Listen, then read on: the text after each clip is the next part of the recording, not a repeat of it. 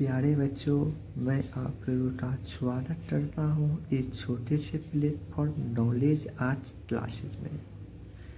आज हम लोग पढ़ेंगे वर्ण। वर्ण क्या होता है वो हम लोग जानेंगे।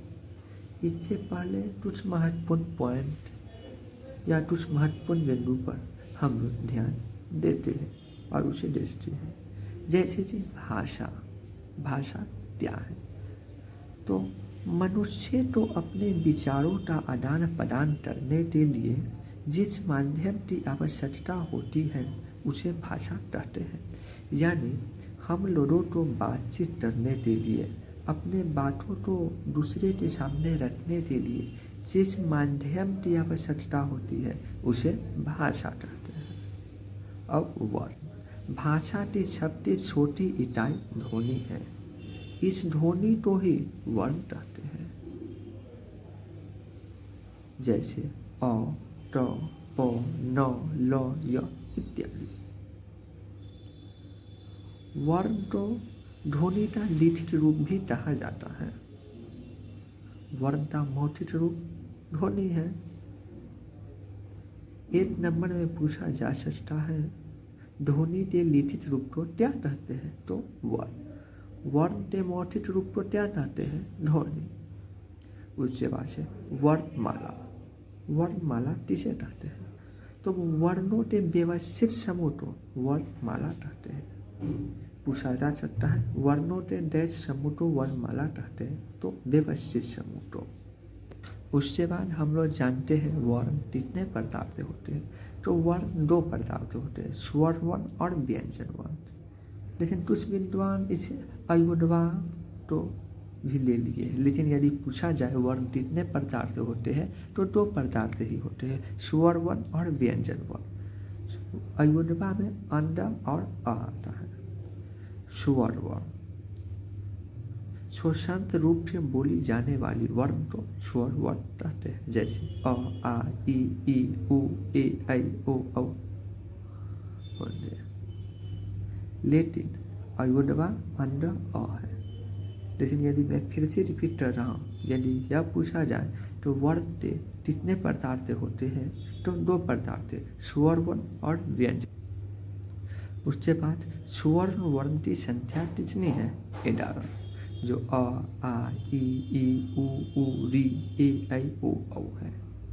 जबकि यदि यह पूछा जाए मात्रा की संख्या कितना है, तो 10 है। अयुर्वा न ही स्वर है और न ही व्यंजन, जो आपको जानते ही है। स्वर वर्ण को भी दो भागों में बांटा गया है, मूल स्वर और दीर्घ स्वर। मूल स्वर तो हर्ष स्वर या लघु स्वर भी कहते हैं, और दीर्घ स्वर तो गुरु स्वर के नाम से भी जाना जाता है। मूल स्वर आप लोग जानते हैं, मूल स्वर किसे कहते हैं, जिन स्वर के उच्चारण में बहुत ही कम समय लगता है उसे मूल स्वर कहते हैं। इसमें एक मात्रा का समय लगता है, इसलिए इसे एक मात्री स्वर भी कहते हैं, और इसकी संख्या 4 है, जो आप रोटेशन पर देख रहे होते हैं। चलिए अब हम जानते हैं दीर्घ स्वर क्या है। दीर्घ स्वर किसे कहते हैं। दीर्घ स्वर जिन स्वर के उच्चारण में मूल स्वर से अधिक समय लगता है उसे दीर्घ स्वर कहते हैं। यानी इसमें दो मात्रा का समय लगता है, इसलिए इसे द्विमात्री स्वर भी कहते हैं, और इसकी संख्या 7 है। जैसे आ, ए, ऐ, ओ, औ इत्यादि है, जो आप इस स्क्रीन पर देख रहे होंगे। चलिए अब हम लोग आगे बढ़ते हैं। चलिए आगे जानते हैं दीर्घ स्वर। दीर्घ स्वर को भी दो भागों में बांटा गया है, सजातीय स्वर और विजातीय स्वर, जिसे मूल दीर्घ स्वर या संयुक्त दीर्घ स्वर भी कहते हैं। अब जानते हैं मूल दीर्घ स्वर यानी सजातीय स्वर किसे कहते हैं। जो स्वर समान जाति के योग से निर्मित होता है उसे सजातीय स्वर कहते हैं। यानी जो अ और अ, आ, ये सब सजातीय स्वर हुए। सजातीय स्वर जैसे आ, बड़ी ई, बड़ी ऊ होंगे। मतलब समान जाति के योद से निर्मित होता है उसे सजातीय स्वर, और जो स्वर विभिन्न जाति के योग से बनते हैं यानी निर्मित होते हैं उसे विजातीय स्वर कहा जाता है, जैसे ए, ऐ, ओ, औ। अब हम लोग आगे जानते हैं फ्लूट स्वर। ऐसे ये इतना इम्पोर्टेंट नहीं है पर जान लीजिए। जिन स्वर के उच्चारण में दीर्घ स्वर से भी अधिक समय लगता है उसे फ्लूट स्वर कहते हैं। इसमें 3 मात्रा का समय लगता है, इसलिए इसे त्रिमात्री स्वर कहते हैं। तभी तभी पूछ दिया जाता है जिसमें दीर्घ स्वर से अधिक समय लगता है उसे क्या कहते हैं, तो फ्लूट स्वर। या जिसमें 3 मात्रा का समय लगता है उसे क्या कहते हैं, तो फ्लूट स्वर। अब हम लोग जानेंगे जीव के भाग के आधार पर स्वर का वर्गीकरण। जीव के भाग के आधार पर भी स्वर तो 3 भागों में बांटा गया है, अर्ध स्वर, मध्य स्वर और पर्श स्वर। अर्ध स्वर जिन स्वर के उच्चारण में जीव का अगला भाग काम करता है उसे अर्ध स्वर कहते हैं। इनकी संख्या 5 है। ए, आई, री इत्यादि, जो आप स्क्रीन पर देखे हुए रहेंगे। हम भले ही सभी स्वर के नाम नहीं बोल रहे हैं, लेकिन स्क्रीन पर आपको सभी स्वर लिखे दिख रहे होंगे। मत्स्य स्वर जिन्हें केंद्रीय स्वर, उदासीन स्वर भी कहा जाता है। जिन स्वर के उच्चारण में जीव का मध्य भाग काम करता है उसे मध्य स्वर कहते हैं, जैसे अ। इसकी संख्या 1 ही है, सिर्फ अ। पर्श स्वर जिन स्वर के उच्चारण में जीव का पिछला भाग काम करता है उन्हें पर्श स्वर कहते हैं, जिनकी संख्या 5 है। आ, ओ, औ ये सभी। ओठ की स्थिति के आधार पर भी स्वर को 2 भागों में बांटा, वृत्त मुठी स्वर और अर्धवृत्त मुठी स्वर। तो वृत्त मुठी स्वर जिन स्वर के उच्चारण में ओठ का आकार डोल हो जाता है उसे वृत्त मुठी स्वर कहते हैं। नाम से ही स्पष्ट है, वृत्त मुठी मतलब वृत्त के समान डोल। मतलब जिन स्वर का उच्चारण में ओठ वृत्त के समान डोल हो जाता है उसे वृत्त मुठी स्वर, और जिनमें नहीं होता है वृत्त के समान डोल उसे अर्धवृत्त मुठी स्वर। यानी जिन स्वर के उच्चारण में ओठ का आकार डोल नहीं होता है उन्हें अर्धवृत्त मुठी स्वर कहते हैं। वृत्त मुठी स्वर कौन है? उ, औ, री। इसी प्रकार अर्धवृत्त मुठी स्वर है अ, आ, ई, ए, ऐ। अब हम लोग जानते हैं, अब मुंह खोलने के आधार पर भी स्वर का वर्गीकरण किया गया है 4 भागों में। संवृत्त स्वर, अर्धवृत्त स्वर, विवृत्त स्वर और अर्धविवृत्त स्वर। संवृत्त स्वर की संख्या कितनी है? 5। अर्धवृत्त स्वर की संख्या 2, विवृत्त स्वर की संख्या 1 और अर्धवृत्त स्वर की संख्या 3, जो आप अपने स्क्रीन पर लिखे हुए देख रहे होंगे। चलिए अब हम लोग आगे बढ़ते। अब लोग जानते हैं संवृत्त स्वर के डिफिनेशन। वे स्वर जिनके उच्चारण में मुंह वृत्त के समान बंद सा हो जाता है, अर्थात मुंह शब्द दम फूलता है, वह संवृत्त स्वर कहलाता है, जैसे ई इत्यादि। अर्ध संवृत्त स्वर वे स्वर जिनके उच्चारण में संवृत्त स्वर की तुलना में आधा बंद रहता है उसे अर्ध संवृत्त स्वर कहते हैं, जैसे ए, ओ इत्यादि। फिर से मैं ये डिफिनेशन जोड़ा रहा हूँ।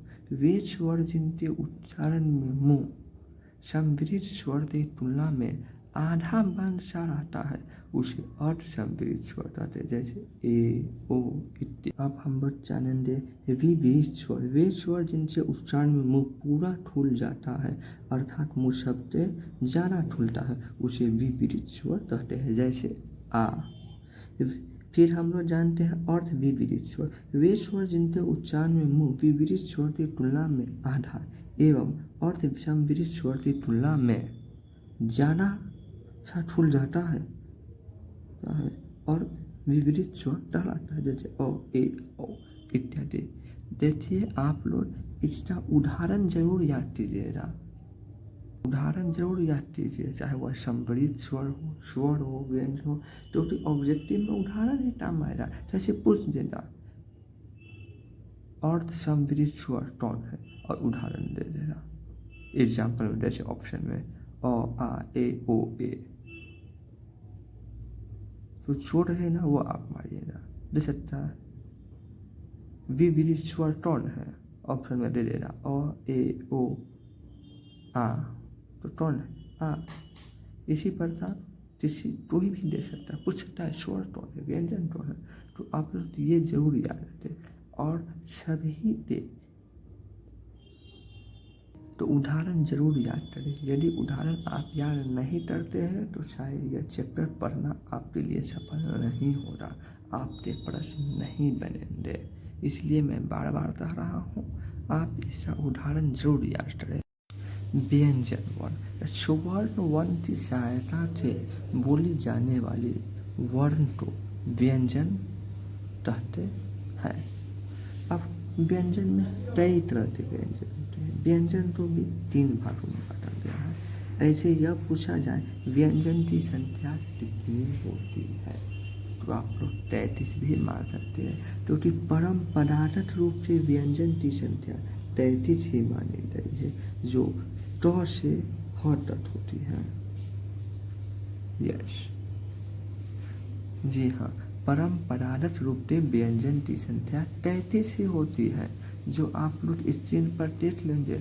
अष्ट, त्र, ड्य और श्र नहीं आता है इसमें ट से लेकर ह तक आता है। परंपरागत रूप से व्यंजन ट से लेकर ह तक आता है। इसलिए व्यंजन की संख्या 33 है परंपरागत रूप से। तो एग्जाम में ऑप्शन होती परंपरागत रूप से व्यंजनों की संख्या 33 है, तो आप 33 मारिएगा। स्वर के बिना व्यंजनों का उच्चारण संभव नहीं है। बिना स्वर वाले व्यंजन में हल मतलब हलंत, शायद यहाँ पर मिसिंग है, हलंत लगातार बोला जाता है, जिन्हें आधा व्यंजन भी कहते हैं। यहाँ पर यह कहा जाने की कोशिश की गई है कि व्यंजनों का उच्चारण स्वर के बिना संभव नहीं है, और कहा जाए बिना स्वर वाले व्यंजन में हलंत लगा होता है। और बिना स्वर वाले मतलब कि बिना स्वर वाले यदि आप व्यंजन लिखते हैं तो इसमें हलंत लगाना होता है। यदि हलंत नहीं लगाए तो इसमें स्वर है, जिसे आधा व्यंजन भी कहते हैं। जैसे कि आप टॉम में हलंत लगा दिए तो उसे आधा टॉम कहते हैं। आप ये जानते ही होंगे। फिर से वही बात रहे, नीचे तो साथ नहीं है। परंपरागत रूप से व्यंजनों की संख्या 33 है, ट से ह तक, जो हम आपको बता ही चुके हैं। तो व्यंजन को भी 3 भागों में बांटा गया है, स्पर्श व्यंजन, अंतस्थ व्यंजन, ऊष्म व्यंजन। अब स्पर्श व्यंजन को वर्णीय व्यंजन और ऊष्म व्यंजन को संदर्भ व्यंजन भी कहा गया है। स्पर्श व्यंजन जिसे कहते हैं, तो स्पर्श का अर्थ होता है छूना। जिन व्यंजन के उच्चारण करते समय जीभ मुंह के किसी भाग से, जैसे दंत, तालु, मुद्रा इत्यादि से स्पर्श करती है, तो उन्हें स्पर्श व्यंजन कहते हैं।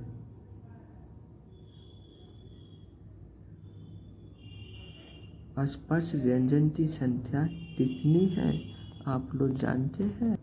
इसकी संख्या 25 है, ट से लेकर म तक। यहाँ पर उच्चारण स्थान लिखा हुआ है थोड़ा मोड़ा, लेकिन इतना के उच्चारण स्थान से काम नहीं चलेगा, और भी याद करने पड़ेंगे आपको।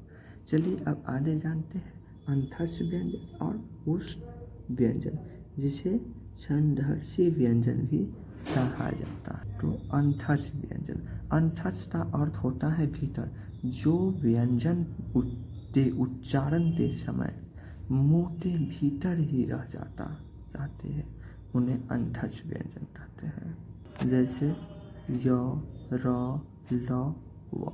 देखिए हम ये बात फिर से साफ कर देना चाहते हैं, डिफिनीशन इतना महत्वपूर्ण नहीं है क्योंकि एग्जाम में डिफिनीशन नहीं पूछी गई है और न ही पूछी जाएगी। मेन है इम्पोर्टेंट है तो उदाहरण पूछा जाएगा, अंतःस्थ व्यंजन है और ऑप्शन में दे दिया जाएगा य प्लवे च मूर्धन्य थ जंती च, तो आप लोग मारिएगा य।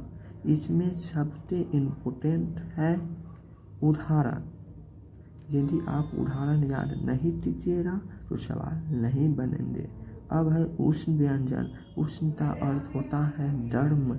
जिन वर्णों के उच्चारण के समय हवा मुंह के विभिन्न भागों से टकराए और सांस में गर्मी पैदा करे उसे उष्ण व्यंजन या संघर्षी व्यंजन भी कहते, जैसे तलव्य स मूर्धन्य स दंती स। और अंतःस्थ व्यंजन के उदाहरण होंगे य र ल व। इसमें मैं फिर से कहता हूँ सबसे इम्पोर्टेंट है उदाहरण। आप ये उदाहरण याद से कर लीजिए, आपके सारे प्रश्न बन जाएंगे। अब है संयुक्त व्यंजन। दो या दो से अधिक व्यंजनों से मिलके बने ने वर्ण को संयुक्त व्यंजन कहते हैं, जैसे अच्छा त्र दय स्र। जैसे आप देख रहे होंगे ज हलन पलट या, तो क्या बना दया। ट हलन पलट मूर्धन्य से क्या बना अच्छा। तो ये लोग इम्पोर्टेंट है, ये सब ये पूछा जा सकता है। अच्छा क्या चीज़ से मेल से बनता है, किससे मेल से बनता है, दया किससे मेल से बनता है। हिंदी वर्णमाला में वर्णों की संख्या कितनी है 44, लेकिन तुल वर्णों की संख्या पूछे तो 12। तो अब है ध्वनि दर्शन। ध्वनि सर्जन के आधार पर भी व्यंजन को दो भेदों में बात होते हैं या दो भागों में बांटा गया है, अधोष और सधोष। अधोष अ मतलब न, तो वे व्यंजन जिससे उच्चारण में कंपन उत्पन्न नहीं होते हैं उसे अधोष व्यंजन कहते हैं। इसमें छह वर्ड से पहला एवं दूसरा वर्ड, उसके अलावा तलव्य च मूर्धन्य च दंती च। जैसे कि अधोष में ट वर्ड प वर्ड त वर्ड से पहले से ट ठ च छ ट ठ त ठ प फ। उसके अलावा तलव्य छ मूर्धन्य छ और दंती छ। तलव्य छ मूर्धन्य छ और दंती छ। अधोष जो सब घेरा लगाया हुआ है ये सब अधोष। जो सब घेरे हुए हैं वह सब अधोष है। हर वर्ण का प्रथम एवं द्वितीय वर्ण इससे और तलव्य छ मूर्धन्य छ और दंती छ अधोष वर्ण के व्यंजन के उदाहरण में फिर से रिपीट कर दिया हूँ। कोई कन्फ्यूजन है तो आप लोग कमेंट बॉक्स में जरूर पूछें। और उसके अलावा है ढोज।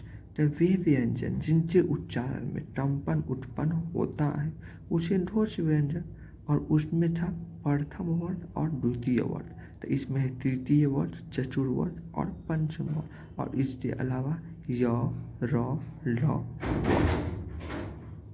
अब हम लोग आशा करते हैं कि आप पूरी तरह से वर्ण को समझ गए होंगे और अच्छे से पढ़े होंगे। अब आप लोग क्वेश्चन बैंक बना सकते हैं, ज़रूर बनेंगे। मैं फिर से कहना चाहता हूँ कृपया इसका उदाहरण ज़रूर याद करें तो क्वेश्चन बनते सारे ऑब्जेक्टिव आपसे बन जाएंगे। यदि वीडियो अच्छी लगे तो इसे अगली वीडियो के लिए सब्सक्राइब और कमेंट ज़रूर लिखें और लाइक।